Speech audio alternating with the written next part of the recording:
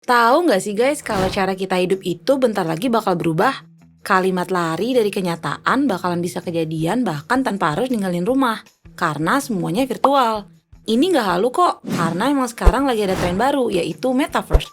Dan tren ini nggak cuma di dunia kripto doang.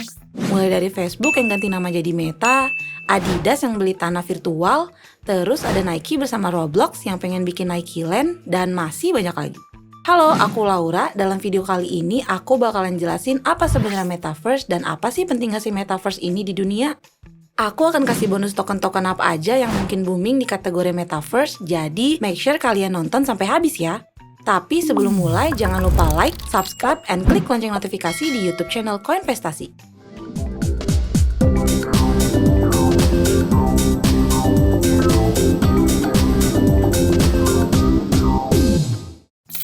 Secara simpel, istilah Metaverse adalah singkatan dari Meta Universe yang artinya dunia virtual. Metaverse sendiri didefinisikan sebagai ruang bersama untuk bergerak dan berkolaborasi bahkan hidup secara virtual, yang diciptakan dengan transformasi dunia fisik yang diubah ke versi digital dan diperkuat melalui teknologi virtual reality, augmented reality, dan tentunya internet. Kalau kalian masih belum mendapat gambaran, kurang lebih saat ini kayak game Minecraft, Roblox, dan Fortnite. Kalau main Fortnite, kita bisa punya beragam skins biar kita makin keren, atau kita bisa bangun gedung di Roblox, dan lain-lain. Nah, Metaverse juga gitu. Bedanya dari game biasa, Metaverse menggunakan blockchain. Jadi, bakal bikin semua kepemilikan item itu benar-benar punya kita. Maksudnya apa? Misal di Fortnite kita beli skin. Ya sebenarnya itu punya Fortnite, bukan benar-benar punya kita. Dan bangunan yang kita bikin di Roblox atau Minecraft itu ya punya gamenya. Tapi kalau di Metaverse semua punya kita. Gedung yang kita bangun, skin, baju, aksesoris, pokoknya semua yang kita beli ya itu punya kita sendiri dan bisa kita gunakan atau perjualbelikan kayak di dunia asli. Semua barang ini tuh dalam bentuk non-fungible token atau NFT, salah satu tren yang booming sekarang. Yang aku jelasin itu baru versi awalnya aja ya. Perkembangan ke depannya bakal lebih gila lagi. Kita bakal bisa benar-benar masuk ke dunia gamenya dengan sudut pandang orang pertama, seperti benar-benar berada di dunia itu. Bayangin kalau jadi Kirito di anime Sword Art Online dan Wet Watch di film Ready Player One. Jadi ya di Metaverse ini ke depannya kita benar-benar bisa interaksi, beraktivitas, dan transaksi layaknya di dunia nyata. Transaksinya pakai apa? Ya bisa pakai mata uang yang ada di dunia itu. Seperti yang udah disebutin di awal, kalau tren ini tuh bukan halu dan bukan cuma di dunia kripto. Buktinya, sekarang udah ada beberapa perusahaan besar yang pengen bikin Metaverse. Contoh paling booming adalah perusahaan Facebook yang ganti nama jadi Meta, karena pengen bikin Metaverse-nya sendiri. Facebook pengen bikin Metaverse karena dia lihat potensi perubahan interaksi sosial ini dan pengen menggarap keuntungan dari situ. Meta pengen menciptakan dunia virtual di mana kita bisa berinteraksi secara maksimal tanpa harus keluar rumah, yang mana udah mulai dilakukan banyak orang semenjak pandemi. Sekarang update-nya dia udah menuju ke uji coba kacamata VR dan penggerak tangan digital. Tapi Meta masih centralized, yang berarti nanti semua data masih disimpan oleh satu pihak yaitu perusahaan Meta dan masih rentan manipulasi. Sehingga perusahaan Meta menjadi pihak pengatur semua hal yang terjadi di Metaverse-nya. Kalau gitu, menurut kalian mungkin gak ya ada penyalahgunaan kekuasaan sampai bikin kejadian pemain gak bisa logout kayak di Sword Art Online? Atau ada monopoli kuasa kayak di Ready Player One?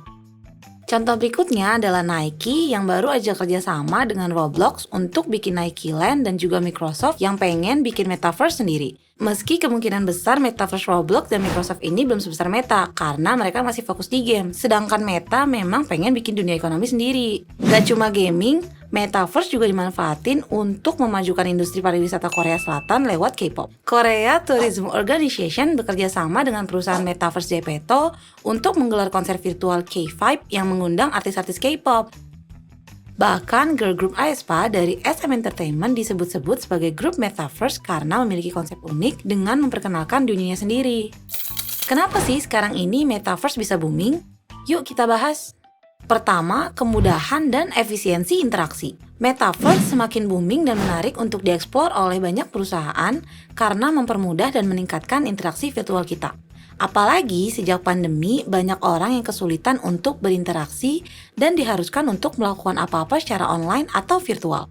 Nah, Metaverse ini bisa jadi salah satu solusinya, karena interaksi virtual bisa semakin mudah dan lebih interaktif. Semua kegiatan online atau virtual jadi lebih efektif. Kita bisa bertemu rekan kerja, atau teman-teman tanpa harus keluar rumah. Apalagi buat pekerja dan pemilik bisnis. Ini jadi efisiensi biaya karena memotong biaya transportasi dan kompensasi karyawan. Kedua, teknologi blockchain dan cryptocurrency.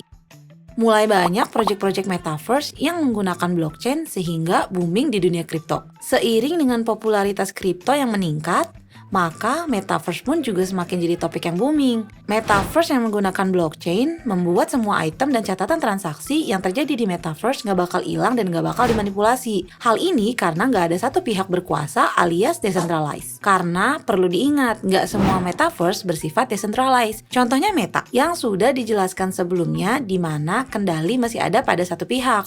Nah, kalau dari kripto sendiri yang bersifat tanpa penguasa satu pihak atau decentralized, udah ada beberapa metaverse. Project pertama dan memang udah berjalan itu Decentraland. Decentraland ini adalah contoh nyata dari metaverse yang ingin membentuk dunia sendiri melalui pemanfaatan NFT. Di Decentraland, semua bisa dilakukan seperti di dunia nyata, kecuali makan, minum, sentuhan fisik, dan buang air. Layaknya di dunia nyata, di Decentraland kita bisa jual aksesoris karakter kita layaknya kita beli baju, topi, dan aksesoris lain di dunia nyata. Di sana kita juga bisa berbisnis dan bersosialisasi melalui seminar, bahkan pesta atau lomba-lomba lain untuk dapat penghasilan. Sama seperti dunia nyata, di metaverse juga ada tanah. Tanahnya ini sifatnya terbatas, jadi harganya bisa naik tinggi. Selain itu, semakin strategis tempatnya, harganya bisa lebih mahal. Sama persis kayak di dunia nyata. Tanah ini buat apa? Ya sama kayak dunia nyata. Buat properti jadi bisa dibangun gedung layaknya Minecraft seperti yang udah dijelaskan di awal. Jadi, gedung atau tanahnya bisa dijual atau disewakan. Disewakannya bisa buat pasang iklan, buat acara, atau bahkan buat mini games. Nah, untuk transaksi di Decentraland sendiri, itu pakai token mana, yang nantinya bisa dikonversi ke fiat. Decentraland ini bergerak di blockchain Ethereum, jadi kepemilikan terjaga jelas dan anti manipulasi karena tercatat di smart contract blockchainnya. Nah, ini dia saatnya aku kasih bonus. Kira-kira project crypto metaverse apa yang mungkin booming? Sekarang, kalau kalian ke CoinMarketCap atau CoinGecko, udah bisa pilih kripto berdasarkan kategori metaverse. Saat ini, project yang benar-benar bikin metaverse lengkap kayak dunia nyata itu baru Decentraland. Kemudian ada Sandbox yang baru aja dapat suntikan dana dari SoftBank, salah satu pemegang saham terbesar Gojek. Lalu ada Radio Caca yang cukup unik karena dia pengen bikin dunia simulasi kehidupan di Mars. Nah, beberapa project yang lagi booming saat ini adalah metaverse yang fokus di gaming, seperti Star Atlas dan Illuvium. Selain project yang bikin metaverse sendiri, ada juga yang pengen jadi pelengkap aja nih. Contohnya adalah MetaHero, project kripto yang mempermudah orang untuk scan barang asli untuk pindah masuk ke metaverse. Terus ada Multiverse, yang merupakan sebuah project kripto yang jadi platform buat developer membangun metaverse-nya sendiri dengan mudah. Contoh terakhir adalah Arcade Network yang katanya bakal jadi cross bridge atau jembatan antara satu metaverse dengan metaverse lainnya. Di luar itu juga ada beberapa yang lagi booming sekarang yang punya metaverse khusus kegunaannya masing-masing. Contoh Chick VR yang kegunaannya buat jadi platform NFT seniman sampai musisi buat bikin pameran atau konser digital.